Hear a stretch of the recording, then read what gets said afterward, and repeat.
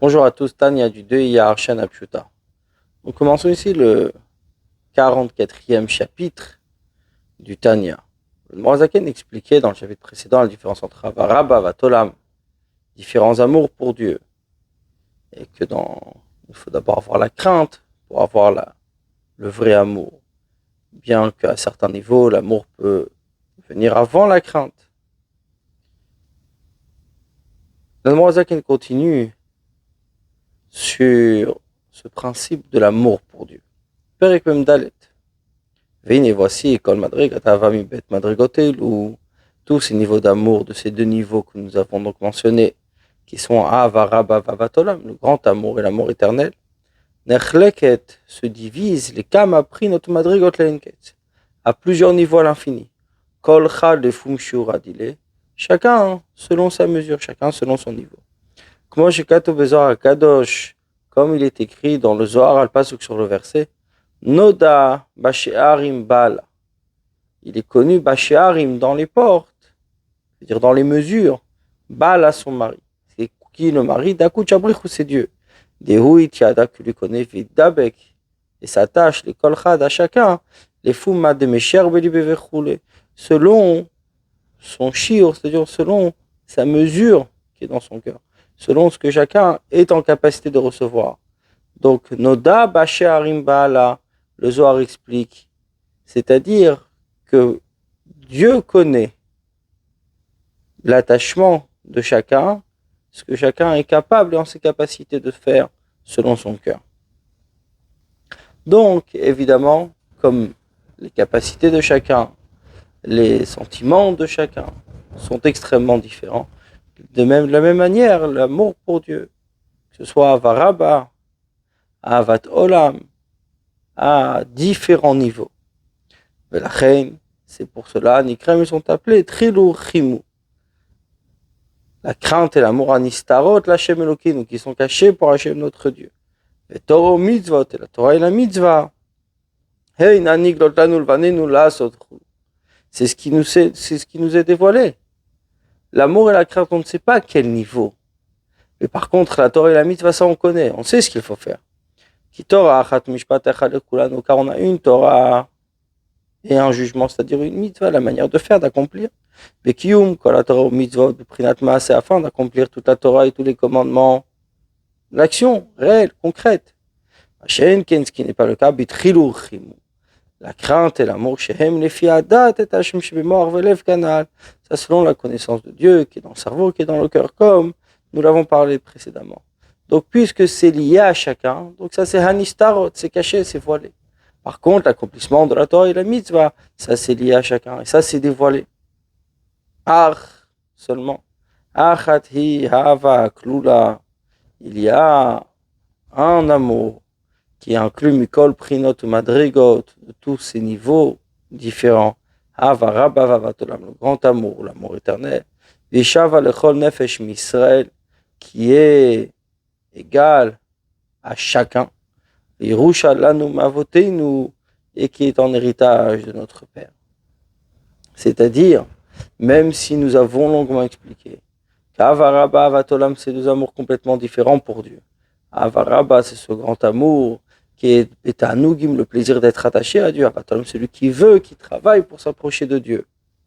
Il y a néanmoins un niveau qui est chez chacun. Le même, qui est lié et adapté à chacun, et qui est inclus de ces deux niveaux de Avarabba et de Avatolam. Ce niveau d'amour est présent par notre âme divine, du fait qu'il soit un fils d'Avraham, Yitzhak et Yaakov. Il est présent. Comment l'éveiller? Par la réflexion. Haïnu mashikatu bezoar, et c'est ce qui est écrit dans le Zohar al-Pasuk, sur le verset Nafshi iviti chabalayla vegomer. Mon âme a envie de toi la nuit, etc. C'est-à-dire, mon âme a soif, iviticha, de toi, d'Hachem. C'est-à-dire que le Zohar explique des yachim le kuchabrichu rechimuta de nafsha verucha. il aime Dieu, l'amour de l'âme et du souffle, Kma de dabku ilein begoufa, de la même manière qu'il s'attache avec son corps, begoufa rachimlon vechul, et son corps il aime, etc. Et c'est ce qui est écrit, Nafshi viticha, mon âme a envie de toi. Klomar, c'est-à-dire, Neshata Hashem Nafshi, puisque toi, Dieu, tu es mon âme, Vechaye Amiti, ma vie réelle. Lechar, pour cela, viticha, j'ai soif de toi. Pur, c'est-à-dire, Shani mitav vetav lecha, Kadam amitav lecha nafshu. J'ai envie et j'ai soif de toi, je désire d'être attaché à toi, Dieu, comme un homme veut être attaché à sa vie. C'est-à-dire que, de manière générale, un désir fort ne se voit pas, n'est pas quelque chose de dévoilé et reconnaissable de l'extérieur. Même si ce plaisir et ce désir de la vie est quelque chose de très fort et de très grand, au point de prendre des fois certains remèdes pour pouvoir y arriver. Mais c'est quelque chose qui est constant. Il n'y a pas un ressenti particulier ou une marque particulière de celui qui aime la vie. Mais tout le monde aime la vie. C'est quelque chose de normal. Et chacun va faire en sorte de prendre soin de lui parce qu'il veut vivre. De la même manière, cet amour pour Dieu est là présent. Où il est constant. Il n'y a pas besoin d'avoir quelque chose de particulier. Mais cet amour pour Dieu est là constant. C'est pour ça que la Noirzakin continue. Quand il est faible et souffrant, il désire et il veut à ce que son âme revienne vers lui. Quand il va dormir, s'il a envie, il désire que son âme revienne quand il se réveillera. Car de même, j'ai envie, je désire la lumière infinie de Dieu, qui est la vie des vies réellement. Le faire, l'attirer en moi, à l'idée c'est qu'à Torah, par l'étude de la Torah, quand je me réveille de mon sommeil la nuit, car la Torah et Dieu forment qu'une seule chose. C'est-à-dire que dans l'exemple que l'Admor HaZaken donne ici, c'est l'exemple de la vie. Certains vont prendre certains remèdes pour pouvoir vivre. Ou une personne, évidemment, désire, et son plus grand désir quand il va dormir, c'est de vivre. De la même manière pour le service de Dieu. Il veut rester attaché à Dieu. Et donc, pour rester attaché à Dieu, pour être attaché à Dieu, qui est le désir de sa vie et de sa vraie vie, il va étudier la Torah. Il va accomplir la mitzvah.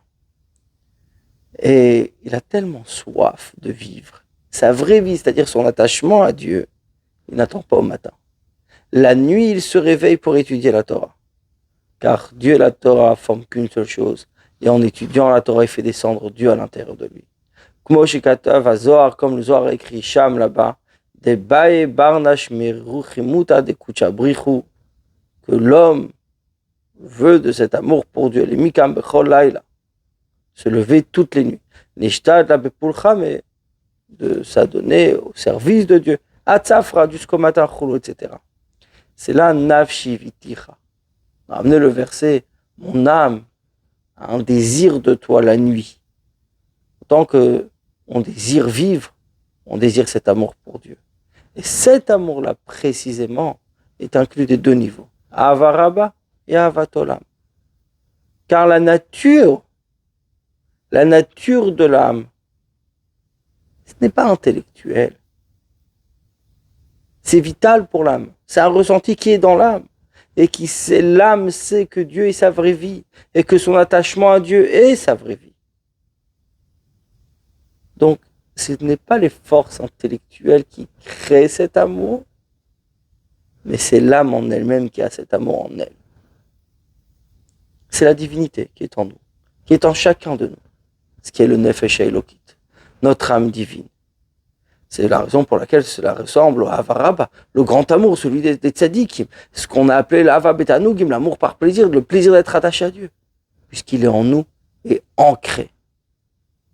C'est un cadeau de Dieu. D'un autre côté, il est nécessaire de le réveiller. Comment le réveiller? Par la méditation, par la réflexion. Et à ce niveau-là, il ressent plutôt à Avat Olam, l'amour éternel. Bonne journée à vous.